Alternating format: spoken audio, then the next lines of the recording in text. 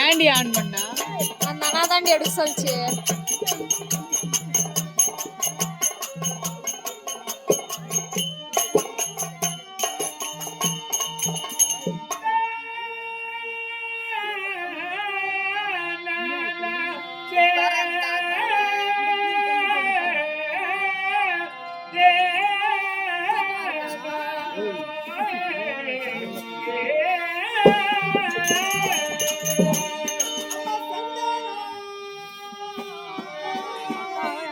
அந்த தவறு சிலிபி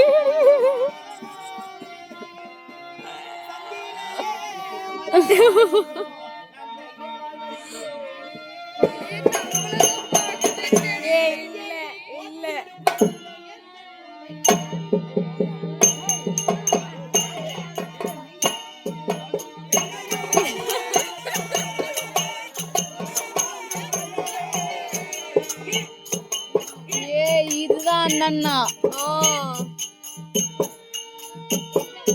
அப்பா வேற இந்த புள்ளமா வருது ஏதோ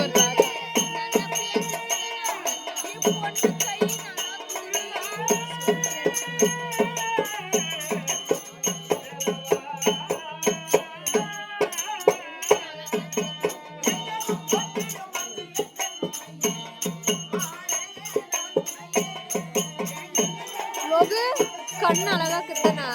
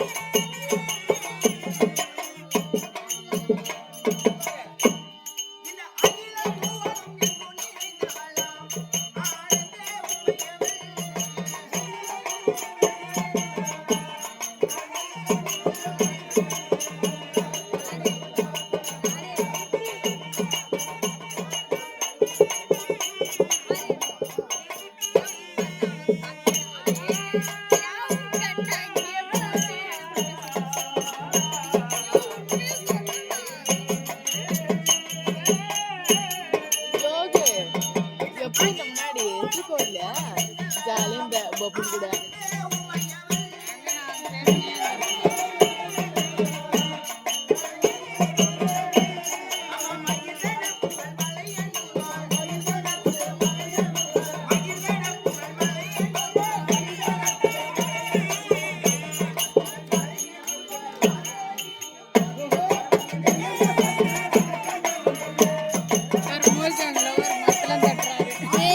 காஜி தேயிலை நீ கடைசில பாரு இவ்வளவுதான் பாக்குறோம் என்னைய பாக்கலாமா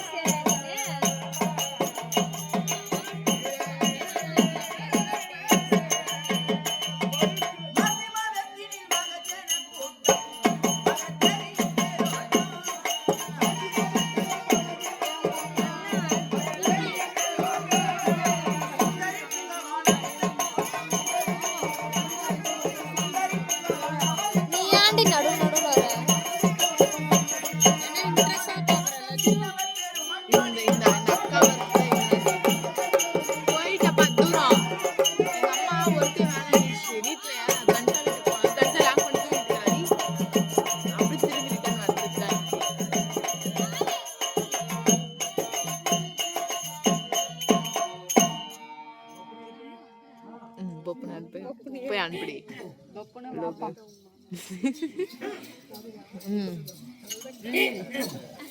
வணக்கமா வாப்பா வணக்கம் வணக்கம் தனக்கழகு வந்தடி பணியக்கூடிய வேலை ஐயகத்தில் கீர்த்தி பெற்று நீ வாழ்க நின் கலை வாழ்க கலைத்தாயினுடைய அருக்கிருமையாகப்பட்டது பூரணமாக கிடைக்க வேண்டும் இருந்தபடி ஆனாலும் தெய்வீகத்தை கொண்ட திருச்சபை படித்தவர் பட்டம் பெற்றவர் வேத பிராணங்களை தெரிந்தவர் நன்னூல் இதிகாசத்தை கற்றவர் பாமர மக்கள் வந்திருக்கக்கூடிய நற்கீர்த்தியான நற்சபை சபையினாரி நான் ஒரு பெண்ணாக தோற்றமாகி நான் வரக்கூடிய வேலை நான் யாரு எந்த நாட்டை சேர்ந்தவள் என்னுடைய தாயார் யாரு என்னுடைய தந்தையார் யாரு நான் எப்படி பிறந்தேன் என்னுடைய வாழ்க்கை என்ன என்னுடைய வரலாறு என்ன என்னுடைய கணவன் யார் நான் எந்த நாட்டை சேர்ந்தவள் எத்தனை பிள்ளைகள் என்பதெல்லாம் விளக்கம் சொன்னாதானே தெரியும் சொல்லிட்டேமா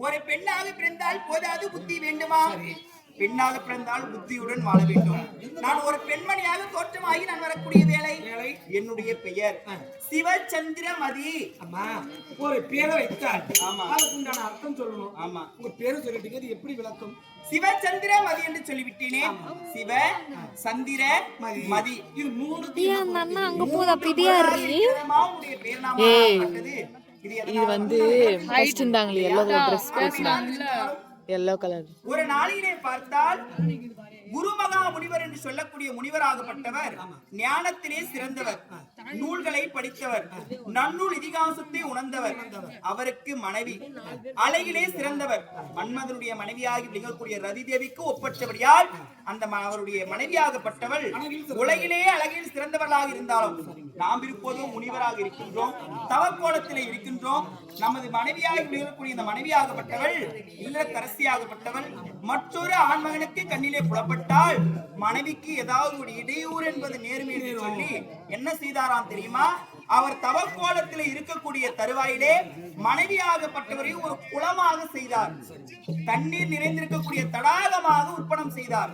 தடாகமாக உற்பணம் செய்துவிட்டு இவர் தவக்கோலத்தில் அமர்வார். சிவத்தோத்திரம் செய்யக்கூடியவர்.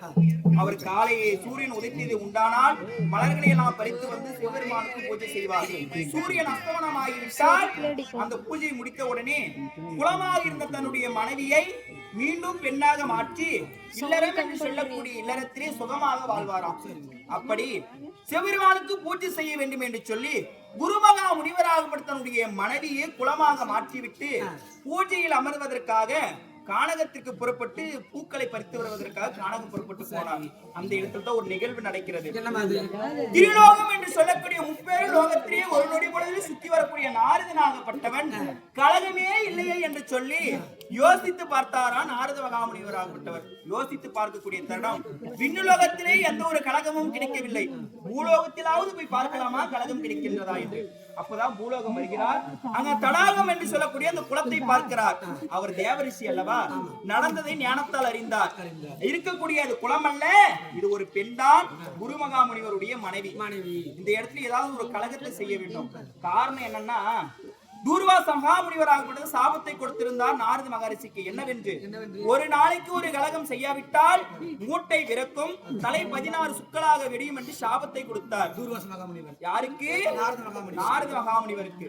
அந்த சாபம் படித்து விடுமோ என்று சொல்லி நாரத மகாமுனிவராகப்பட்டது அச்சப்பட்டு இந்த பூலோகத்தில் இந்த குளக்கரையிலே ஏதாவது ஒரு கலகத்தை செய்யலாம் என்று சொல்லி இந்த குளத்தை பார்த்துடன் நாரத மகாமுனிவர் விண்ணுலோகம் என்று சொல்லக்கூடிய பொன்னுலகத்திற்கு வருகிறார். தேவேந்திரன் இந்திராணி அம்மையார் இருக்கின்றார். அவர்களை எதுவும் செய்யவில்லை. சத்தியலோகம் செல்கிறார். பிரம்மதேவனையும் சரஸ்வதி அம்மையாரையும் பார்க்கிறார். அங்கேயும் எந்த ஒரு கலகமும் இல்லை. பிறகு எங்க செல்கிறார் தெரியுமா? விஷ்ணுலோகம் போகிறார். அங்கே மாலாகிய மகாவிஷ்ணுவும் லட்சுமி அம்மையார் இருக்கின்றார். இவர்களையும் எதுவும் செய்யக்கூடாது. என்ன செய்யலாம் என்று சொல்லி சிவலோகம் என்று சொல்லக்கூடிய கைலாயம் புறப்பட்டு போகிறார். சிவபெருமானும் பார்வதி அம்மையாரும் ஆழ்ந்த ஒரு சந்தோஷமான நிலையில் இருக்கக்கூடிய தருவாயிலே சிவபெருமானிடத்திலே சென்று, ஐயா, பூலோகத்திலே காணாத ஒரு அதிசயத்தை நான் கண்டு வந்திருக்கிறேன். அந்த அதிசயத்தை நீங்க வந்து பார்த்தது இருந்தானால் மெய்மறந்து போய்விடுகிறேன் என்று சொன்னாராம். நான் மட்டும் பார்த்தா போதும், நீங்களும் பார்க்கணும் என்று சொன்ன உடனே சிவபெருமான் புறப்பட்டு வருகிறார் பூலோகம். அதே தருவாயிலே சந்திர பகவானாகப்பட்டவர், நிலவு என்று சொல்லக்கூடிய சந்திர பகவானாகப்பட்டவர் பூலோகத்தின் பெருமையெல்லாம் பார்த்து வரலாம் என்று சொல்லி அவரும் புறப்பட்டு வருகிறார் பூலோகம். நாரத மகாமுனிவருடைய வேலை முடிந்துவிட்டது. அவர் புறப்பட்டு போய்விட்டார். இப்ப இங்க என்ன நடக்குதுன்னா, குருமகா முனிவர் குளமாக செய்தாரே, அந்த குளத்திற்கு ஒரு சாபத்தை கொடுத்தார். என்ன சாபம் கொடுத்தார்? ஒரு ஆணை வந்து இந்த குளத்திலே குளித்ததால் பெண்ணாக மாற வேண்டும், ஒரு பெண் வந்து இந்த குளத்திலே குளித்தால் அவர் ஆணாக மாற வேண்டும் என்று அவர் வந்து சாபத்தை கொடுத்திருந்தார். சிவபெருமான் வந்தால் அந்த குளத்தை பார்த்தார். இவ்வளவு அழகாக இருக்கின்றது இந்த குளத்திலே, நாமும் குளித்து பார்க்கலாமே என்று சொல்லி சிவபெருமான் சென்று அந்த குளத்திலே குளிக்கிறாராம். சந்திர பகவான் வந்து அந்த குளத்திலே குளிக்கிறாராம். சந்திர பகவான் அந்த குளத்திலே கால் வைத்த உடனே அந்த குளத்திலே சந்திர பகவான் குளித்து மீண்டும் அந்த தண்ணீர் இப்படி இருந்து பார்க்கிறாரா, பெண்ணாக மாறிவிட்டார். சந்திர பகவான் பெண்ணாக மாறிவிட்டார். பெண்ணாக மாறிவிட்டார் சந்திர பகவான். பெண்ணாக மாறிய உடனே அதை சிவபெருமான் பார்க்கிறார். அந்த பெண்ணை சந்திரனாகப்பட்ட பெண்ணாக மாறி இருக்கக்கூடிய சிவபெருமான் பார்த்து, இவ்வளவு அழகாக ஒரு பெண் இருக்கிறதா என்று சொல்லி சிவபெருமான் என்ன செய்தார் தெரியுமா? அந்த பெண்ணோடு அங்கேயே சேர்ந்தார்.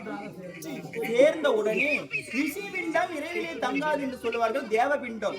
அதே இடத்திலே ஒரு பெண் சிசுவாக நான் பிறந்தேன். பெண் சிசுவாக நான் பிறந்த உடனே அங்கு என்ன நடந்தது தெரியுமா? அப்போது பெண் சிசுவாக பிறந்த உடனே சந்திர பகவானாகப்பட்டவர் மீண்டும் ஆணாக மாறிவிட்டார். சந்திரனாகவே மாறிவிட்டார். ஐயோ சிவபெருமானே, நான் பெண்ணாக மாறிவிட்டேன், என்னோடு சேர்ந்து விட்டேன், ஒரு பிள்ளையும் பிறந்து விட்டது, இந்த குழந்தையை எப்படி வளர்ப்பது சாமி என்று அப்படின்னு சொல்லிட்டு மதிதேய நாட்டை ஆட்சி செய்து வரக்கூடிய மதிதேய மன்னனாகப்பட்ட நீண்ட நாட்களாக பிள்ளை இல்லாமல் இருந்தார். அந்த மதிதேய மன்னனாகப்பட்ட பிள்ளை வேண்டுமே என்று அவளை நிலையில் இருக்கக்கூடிய தருவாயிலே சந்திர பகவானாகப்பட்டவர் எடுத்துச் சென்று மதிதேய மன்னனிடத்திலே என்னை ஒப்படைத்தார்கள். ஒப்படைத்து கழுற்றிலே திருமாங்கல்யம் என்று சொல்லக்கூடிய தாலியை கொடுத்தார்கள். ஆமா, இந்த குழந்தை வளர வளர அந்த தாலியும் வளர்ந்து கொண்டே வரும். இந்த தாலி யாருடைய கண்ணிற்கு புலப்படுகிறதோ அவர்தான் இந்த குழந்தைக்கும் கணவர். எங்களை போல ஒரு தேவரிஷிக்கு தேவ பிண்டத்திற்கு அந்த குழந்தையும் பிறந்திருக்கும் என்று சொல்லி மதிதைய மன்னனிடத்தில் ஒப்படைத்து விட்டு சென்று விட்டார்கள். இப்ப என்னுடைய பெயருக்கு என்ன விளக்கம்னா, சிவபெருமானுக்கும் சந்திர பகவானுக்கும் மதிதைய மன்னருக்கும் மூவருக்கும் நான் பிறந்தபடியால் சிவ சந்திர மதி. சிவபெருமானுக்கும் சந்திர பகவானுக்கும் மதிதைய மன்னனால் நான் வளர்க்கப்பட்டதால் சிவச்சந்திர மதி. இப்படி சிவச்சந்திர மதி என்று சொல்லிவிட்டாலும் நான் வணங்கக்கூடிய தெய்வம் என்ன?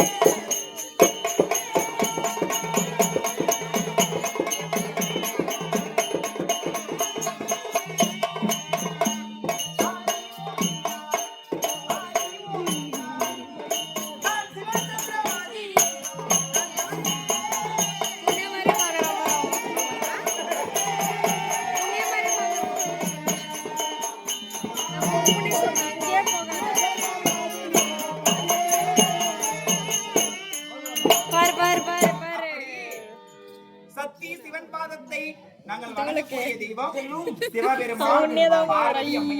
அந்த ஆதி பாராசக்தியே நீதி மாறவோ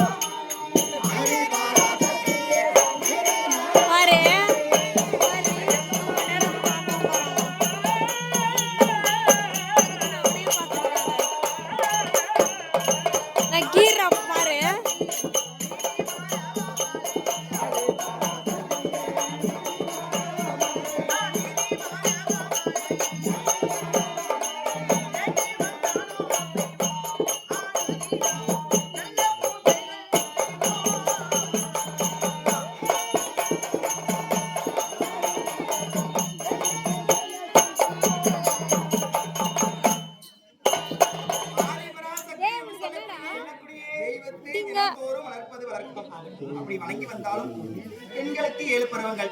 பேதை, பெருமை, மங்கை, மடந்தை, அறிவை, தெரிவை என்று சொல்லுவார்கள். அந்த பருவத்திலே மங்கை பருவத்தை அடைந்தேன். என் தந்தையராக இருக்கக்கூடிய மதிதைய மன்னனாகப்பட்டவன் சுயவர வேள்வியை ஏற்படுத்தினார். என் கலர்ச்சியில் இருக்கக்கூடிய திருமாங்கல்யத்தை பார்த்து இந்த அயோத்தி என்று சொல்லக்கூடிய அயோத்தி நாட்டை ஆட்சி செய்து வரக்கூடியவர் அவர் யாருப்பா? அன்னவர் வந்தார், என்னை திருக்கல்யாணம் செய்தார். திருக்கல்யாணம் செய்து ஆதி அயோத்தி என்று சொல்லக்கூடிய இந்த அயோத்தியிலே எந்த ஒரு குறையும் இல்லாமல் நாட்டு மக்களுக்கும் குறை என்பது கிடையாது, வீட்டிலும் குறைவில்லை என்பது கிடையாது. ஒரே ஒரு ஆண் பிள்ளை என்று சொல்லக்கூடிய அந்த பிள்ளையை நான் எப்படி பெற்றெடுத்தேன்? ஐயா முடிமன்னர் உடன் கூடி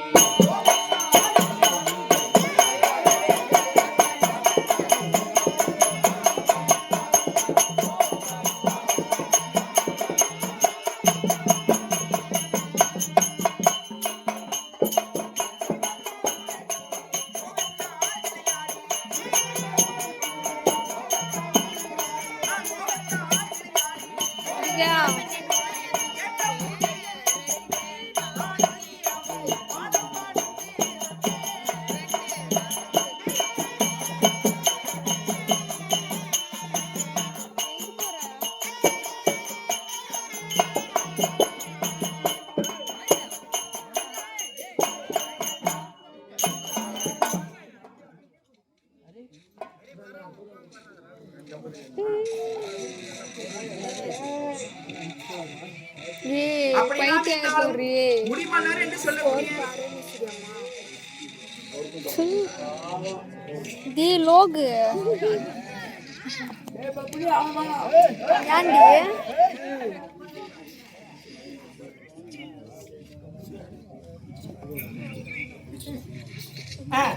முடிமன்னர் உடன் கூடி உடனே கூடித்தால் விளையாடி விளையாடி இளரம் என்று சொல்லக்கூடிய இளர வாழ்க்கையில் இன்புற்று வாழ்ந்து ஒரே ஒரு ஆண் பிள்ளையை பெற்றெடுத்திருக்கிறேன்.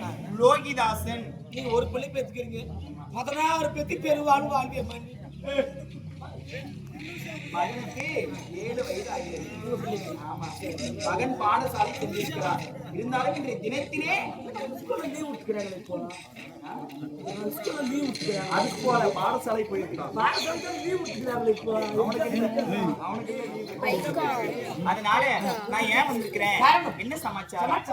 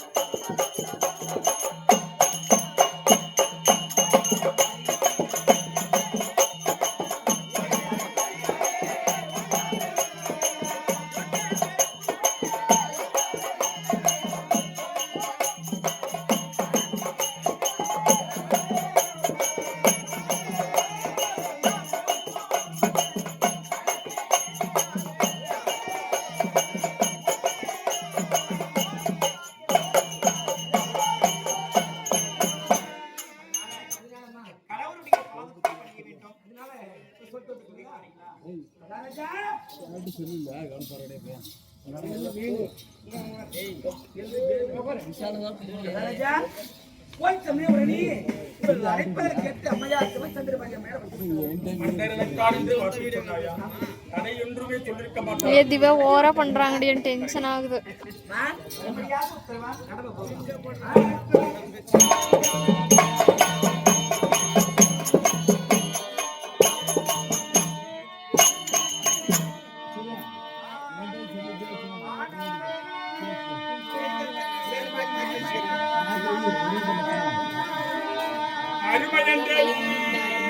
மயிறு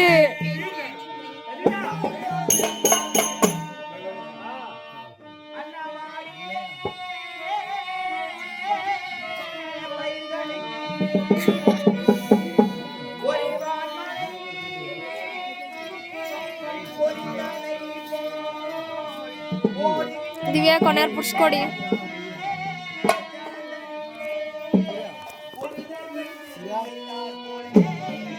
ஓ அது சொல்லிட்டாங்கடா.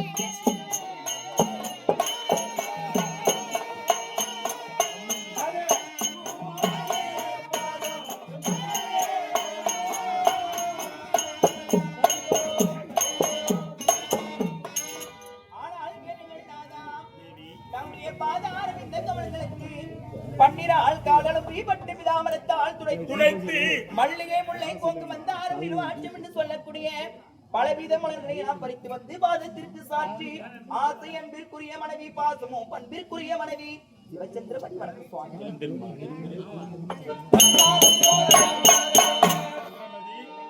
நீ பேர்பட்டவள் கற்பினு கரஜெயந்தே கற்பினு கரஜெயந்தே என் கண்ணினு மணியவாரி பொற்பெருமாய் சிந்தி உவனமேதனமே வாரி அது என்ன பண்ணுவாங்க?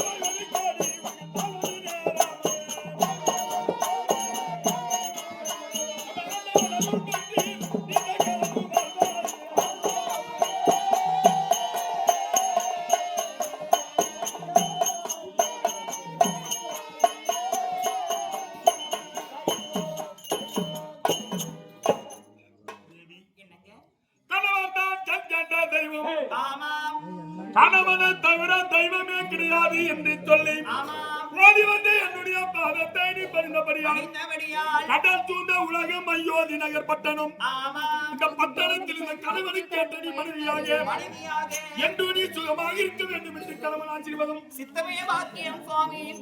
5 வயதாக இருக்கும் போதே கலிச்சில திருமணம் இருந்தது. வயதிற்கு வந்த பிறகு வேண்டும் என்று சொல்லி நாட்டு மக்கள் அறியும்படியாக திருமணம் இந்த அயோத்தி என்று சொல்லக்கூடிய அரசராய் தங்களுக்கு இந்த சிவச்சந்திரபதி தான் மனைவியாக நாம் வைத்தது சுவாமி. நான் பூர்வீக ஜென்மத்தில் செய்த ஒரு பாக்கியமாக இருக்கட்டும். இருந்தாலும் தங்களுக்கு ஒரு சிறிய உண்மையதான் பாக்குறோம். நான் பக்கத்துல என்ன பாக்குற மாதிரி இருக்குது எனக்கு. வாட்டர் பச்சு மாதிரி உடச்சாங்க அவ்வளவுதான்.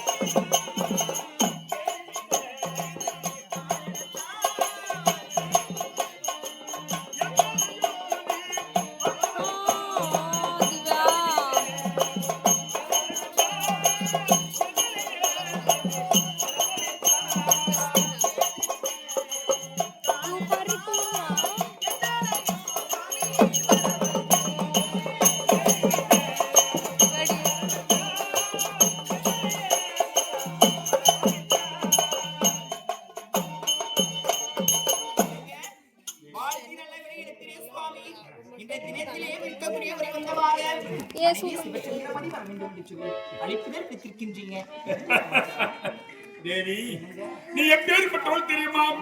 எனக்கு எவண்ணமாக நீ இருக்கிறாய் தெரியுமா? என் ஆசைக்கு சந்தாவாலே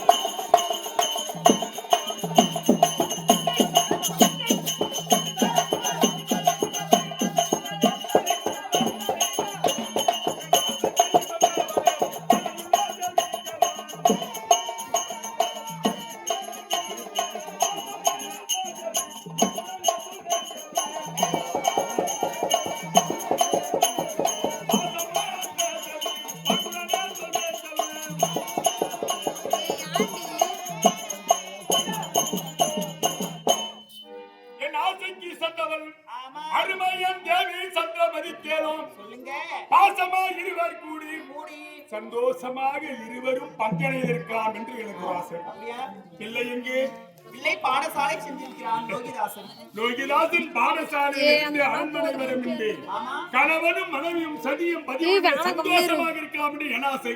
ஆனா உன் ஆசை அப்படிங்களா ஆமா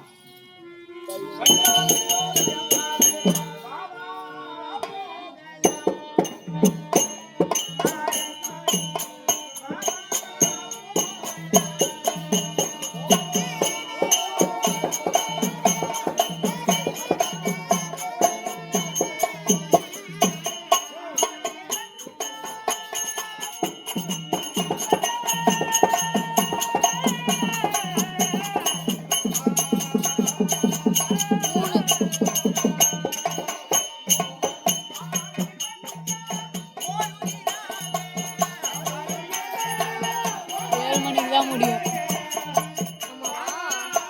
5 மணிக்கெல்லாம் ஓடி போயிடும்.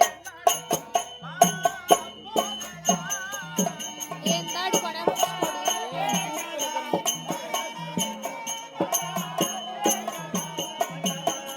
ஆஃப் பண்ணிடுறோம்.